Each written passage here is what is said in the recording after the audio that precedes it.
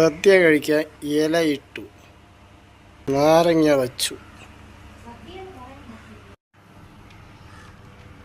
പപ്പടത്തോരൻ,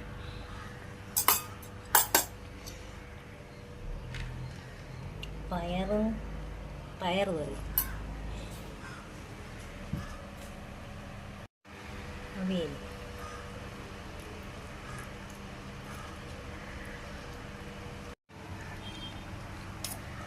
ചോറ് ഇട്ട്, സാമ്പാർ ഒഴിച്ച്.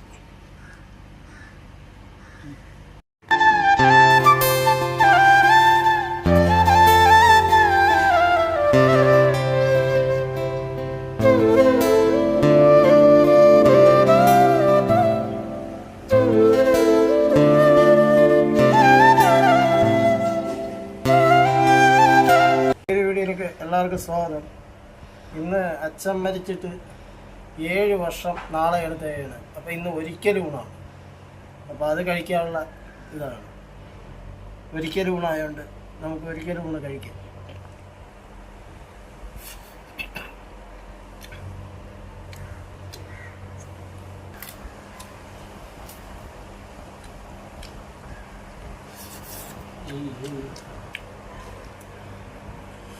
നാളെ മുതലാണ് സ്ത്രീകൾക്ക് സൗജന്യ ബസ് യാത്ര തുടങ്ങുന്നത്.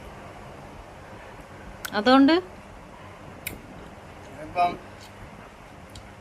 പെണ്ണുങ്ങളെല്ലാം ബസ്സിൽ കയറി എല്ലായിടത്തും കറക്കുമ്പകളും തന്നെ ഇരിക്കും. അതുകൊണ്ട് ആണുങ്ങളും കൂടെ മുമ്പേ പോകും. ആണുങ്ങളൊന്നും ബസ്സിൽ കയറില്ല. എന്ത് പെണ്ണുങ്ങൾ പോണെന്ന് പറഞ്ഞാൽ ആണുങ്ങൾ ഉടനെ പോകും. പക്ഷെ എനിക്ക് തോന്നണേ പെണ്ണുങ്ങൾ പോണ ബസ്സിൽ ആണുങ്ങളെ കയറ്റൂലായിരിക്കും. അതല്ലേ മുമ്പ് ഒരു ഉണ്ടല്ലോ, മുമ്പ് അങ്ങനെ ഒരു ബസ് ഉണ്ടായിരുന്നല്ല. അതെങ്ങനെ?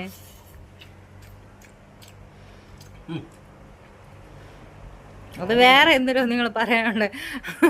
ഇതാണല്ലോ പറഞ്ഞത്.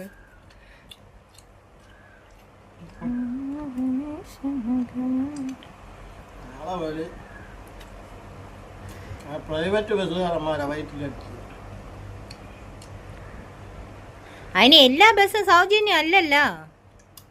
ഈ പെണ്ണുങ്ങൾ എങ്ങനെ ബസ് തിരിച്ചറിയാൻ അമ്മച്ചിമാരൊക്കെ? അതിന് ബോർഡ് വയ്ക്കും. വായിക്കറിഞ്ഞൂടാത്ത അമ്മച്ചിമാരാണെങ്കിൽ അതാ ആൾക്കാരോട് ചോദിക്കും. എനിക്ക് സൗജന്യം തന്നെ ചതീച്ചെണ്ണം പറഞ്ഞു.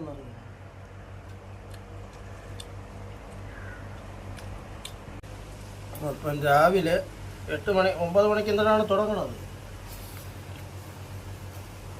കേട്ടോ. നാളെ എവിടെ പോണം?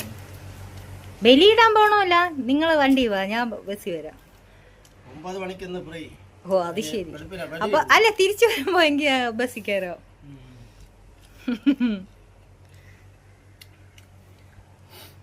ഇത് പറയണം. അപ്പൊ എല്ലാവരും ഇത് മനസ്സിൽ വിചാരിച്ചുകൊണ്ട് നാളെ എവിടെയെങ്കിലൊക്കെ പോകണം. ചേട്ടാ, അതിന് എല്ലാ ബസ്സിലും കാണൂലായിരിക്കും. ചിലപ്പോൾ നമുക്ക് ഇവിടെ നിന്ന് സിറ്റി വരെ പോകാനേ കാണുള്ളായിരിക്കും. വേറെ ദൂരോട്ട് പോകാൻ കാണൂലായിരിക്കും. 10-30 ലാഭിച്ചില്ല. 30 അല്ല, 42 എന്തോ ആണ്. 42 46 എന്തോ ആണ് ഇവിടെ നിന്ന് ലാഭിച്ചില്ലേ. അങ്ങോട്ട് കയറുക പോവുക.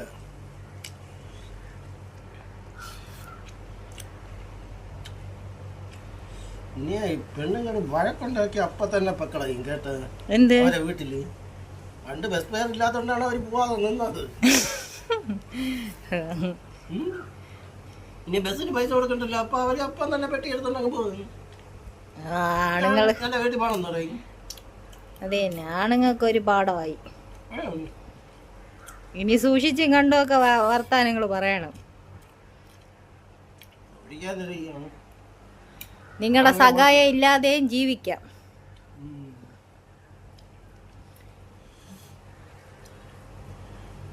ഇതൊന്നും ഒരു വിഷയമല്ല.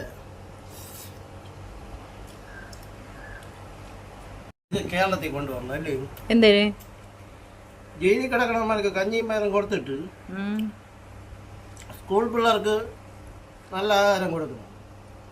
ഇത് ജയിൽ പുള്ളിയൊക്കെ ചിക്കനും മട്ടനും വഴിയിറച്ചിയൊക്കെ കൂട്ടി അങ്ങ് പോകുന്നു. സ്കൂളിൽ പഠിക്കുന്ന കൊച്ചു പിള്ളേർക്ക് കഞ്ഞിയും പയറും. എന്നിട്ട് മന്ത്രി പറയണ ബിരിയാണി ഇല്ലെന്ന്. ആ അതിന് നിങ്ങൾ മുഖ്യമന്ത്രി വി ഡി സതീശനോട് പറയണം, തമിഴ്നാട് മുഖ്യമന്ത്രി വിജയ് ചെയ്ത പോലെ ചെയ്യാൻ. ഇന്നല്ല ജയിലിൽ കിടക്കണവന്മാർ എന്തിനാണ് കുറ്റം ചെയ്തവന്മാരെ ഈ സീറ്റിൽ പോറ്റുന്നത്? അതൊക്കെ ജയിലിലല്ലേ പോയത്, സുഖവാസത്തിന് കോവളത്ത് പോയതല്ലല്ലോ. പാവപ്പെട്ട ജയിലിൽ പോണവർക്ക് വോട്ടിടാൻ പറ്റുമോ? അവർക്ക് വോട്ടല്ല ഇരിക്കുന്നു. വോട്ടില്ലേ? വോട്ടിടാൻ പറ്റും. വോട്ടില്ല. ജയിലിൽ നിന്ന് എല്ലാവരും കൂടെ തുറന്നു വിട്ടാൽ മരിഞ്ഞ് വരൂല്ലേ? അതല്ലെന്ന്, അല്ലാതെ ഈ ഗൾഫിലുള്ളവർക്കൊക്കെ വോട്ടിടാൻ ഒരു ഇതുണ്ടല്ലോ, മറ്റേ തപാൽ മാർഗം. ഓ മറ്റേ എന്തോ പോസ്റ്റർ വോട്ട് എന്തോ ഉണ്ടല്ലോ, അതുപോലെ ജയിലിലുള്ളവർക്ക് വോട്ടിടാൻ. എല്ലാം പറയണെല്ലാം 18 വയസ്സായി കഴിഞ്ഞാൽ എല്ലാവർക്കും വോട്ടവകാശം ഉണ്ടെന്നില്ലേ? ജയിലിൽ കിടക്കണവർക്ക് മാത്രം അതില്ലേ?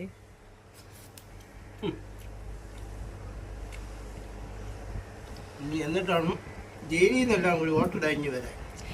ഇങ്ങ് വരണോന്നല്ലെന്ന് ഞാൻ പറഞ്ഞത്. ലീവിന് അപേക്ഷിച്ച്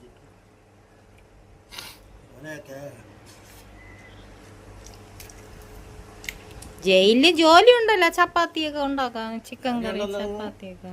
നല്ല ആഹാരമായോണ്ടല്ലോ എല്ലാരും കൂടി ജയിലിൽ പോകാൻ നിൽക്കുന്നത്. പയറും കഞ്ഞി ആക്കി നോക്കും, ഒരൊറ്റ എണ്ണം പോകില്ല.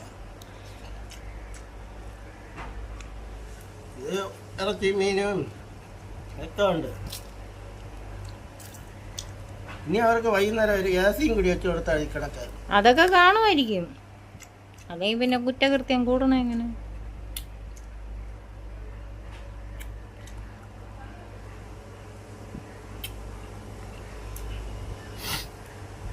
കുറ്റകൃത്യം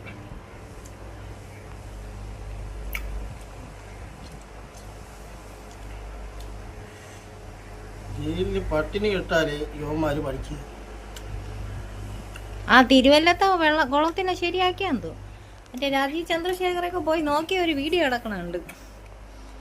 അവര് നോക്കി വെള്ളം പോണത് ഒഴുകി പോവും. അത് കുറെ പരമസങ്കടം തന്നെ, അത്രയും ആൾക്കാര് ദിവസവും ബലിയിടാൻ പറഞ്ഞെടുത്ത് വൃത്തിയാക്കാത്തത്. കുത്തി കിടക്കണവർക്ക് കുടിവെള്ളമില്ല. പിന്നെയാണ് ഇനി കാര്യം പറഞ്ഞ് മൂട്.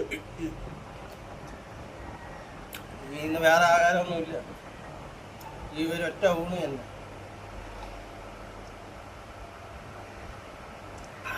വെള്ളം ഇഷ്ടം പോലെ കുടിക്കാം. വെള്ളം കുടിച്ച് ഇവിടെ ചാവാറായി. അപ്പൊ ഇന്നത്തെ വീഡിയോ ഇത്ര തന്നെ. ആ കാര്യം പറഞ്ഞുകൊണ്ട് ഈ വീഡിയോ ഇവിടെ നിർത്തുന്നു. അടുത്തൊരു പുതിയ വീഡിയോ കാണും വരെ.